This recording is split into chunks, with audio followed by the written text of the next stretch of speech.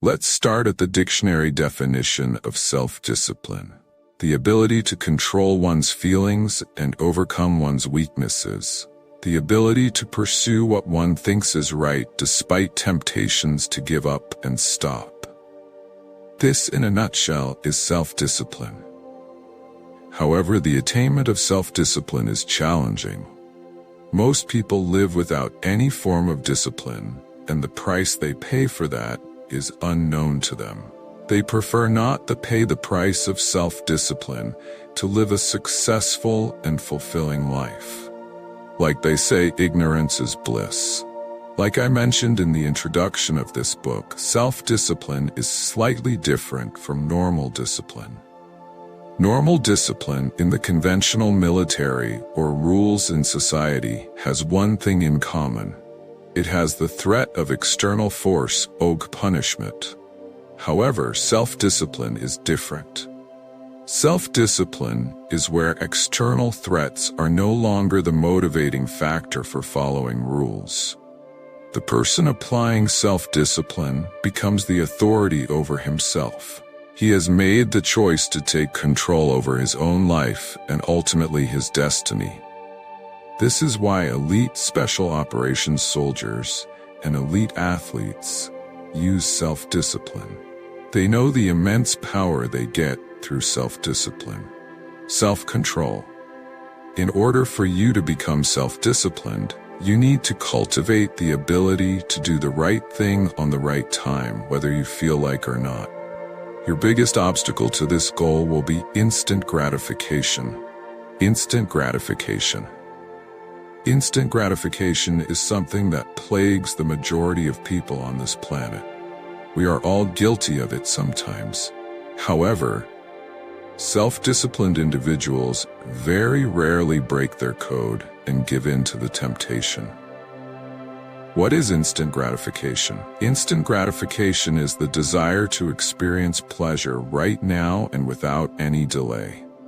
You want something right now, and that is it. Examples of instant gratification are parties, gossip, shopping, alcohol, drugs, smoking, sugar, fast food, social media likes and comments, etc. Delaying gratification. Delaying gratification is the opposite. When you delay gratification, you have long-term goals. You think long-term to reach your objectives. You act accordingly and don't compromise to achieve your goals. You reject instant gratification for something much bigger. Your success is your only focus. The key to all self-discipline is delaying gratification. That means fighting all your natural impulses. Your brain is designed to keep you comfortable and help you survive. It does not care for your happiness. It has no regard for your goals, and your self-discipline comes in the way of its impulse to get what it wants right now. The triune brain theory. The neuroscientist Paul D. MacLean created the triune brain theory. In this theory, MacLean states that the human brain is actually three brains in one, hence the name triune brain. Let's take a look at the three brains MacLean refers to. 1. The reptilian brain. This is the oldest and most ancient part of the human brain.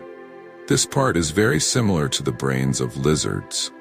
This part of the brain has primitive processes like feeding, exploration, dominance, sex, and aggression.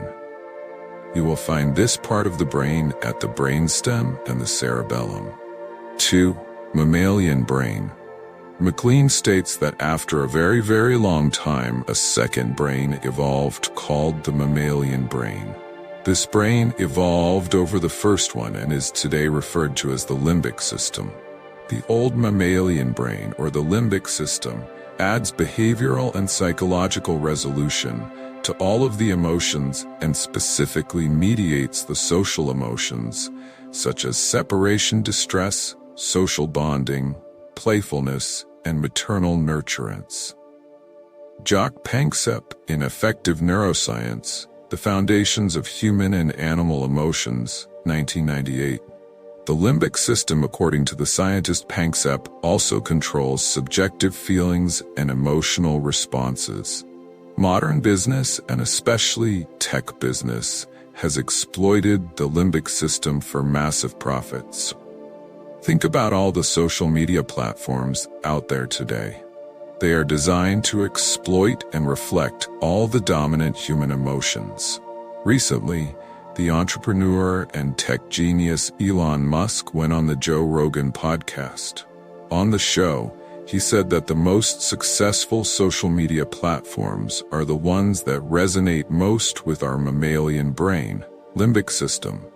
He goes on to say that these social media systems represent an increasing share of society's total intelligence. Musk ended the topic saying this: "Imagine all those things, the sort of primal drives. There's all the things that we like and hate and fear. They're all there on the internet. They're a projection of our limbic system." This is the reason why people get addicted to social media. People waste hours and hours of their lives on these platforms. They feel like they have no control over it. 3. Neo-mammalian brain, human brain. The neo-mammalian brain, or the human brain, is the last part of the brain to develop. To put in simple terms, the neo-mammalian brain has to do with our logical and reasoning abilities. This is a uniquely human ability. Humans are not rational. Most of the time, there is a perception with a lot of people that humans are very logical. Yes, we have moments of logic, but 90% of what we do is coming from the more ancient part of our brain and is anything but logical.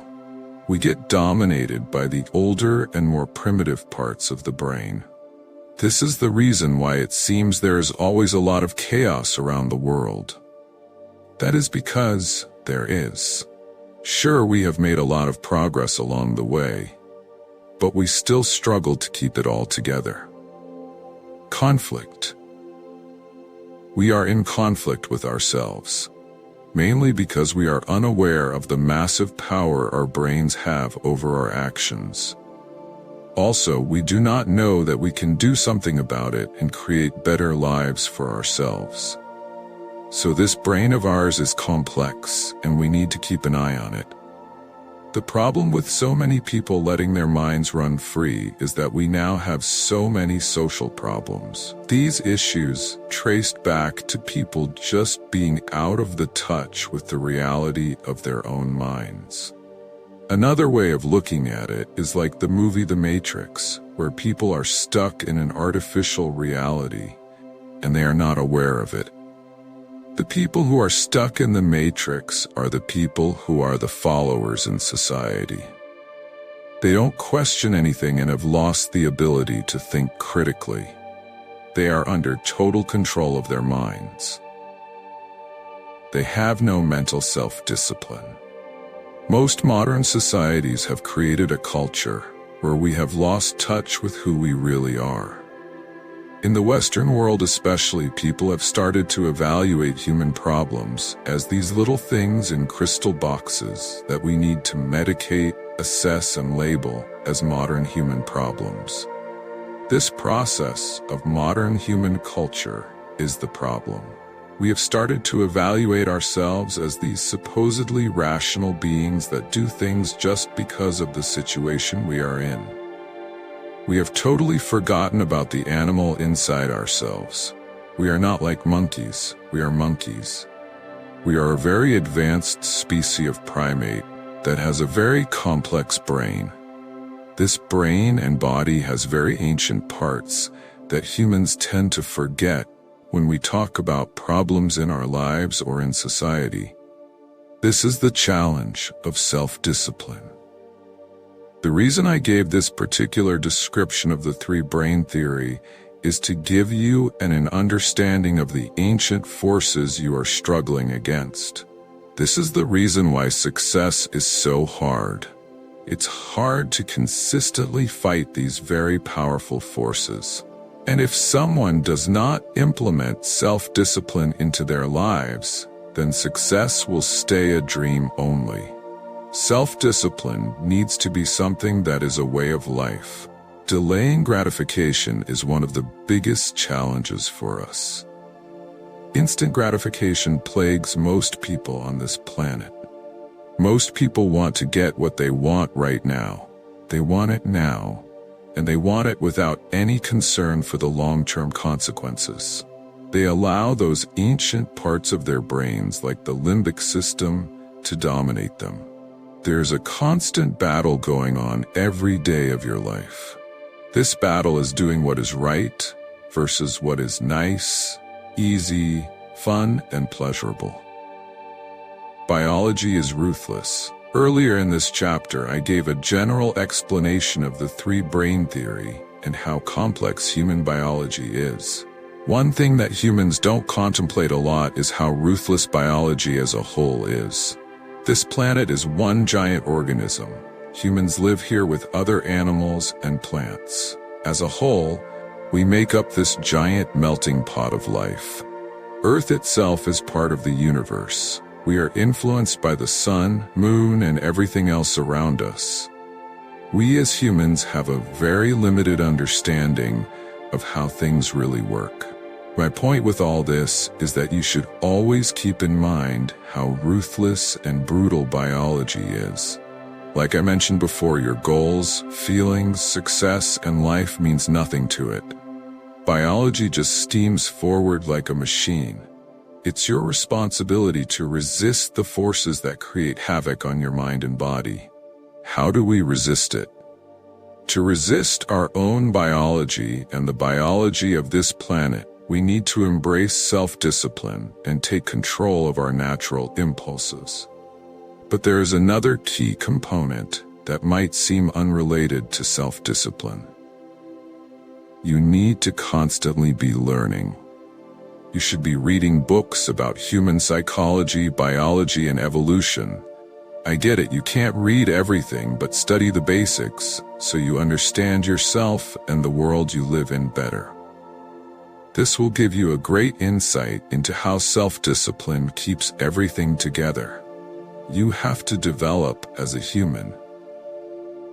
Fighting that voice, impulses. We live in magnificent ancient bodies. These bodies have brains that react to impulses. If you want to become self-disciplined, you need to recognize these impulses and resist them. The payoff you will get for building self-discipline is massive. If you do this right, your life will change.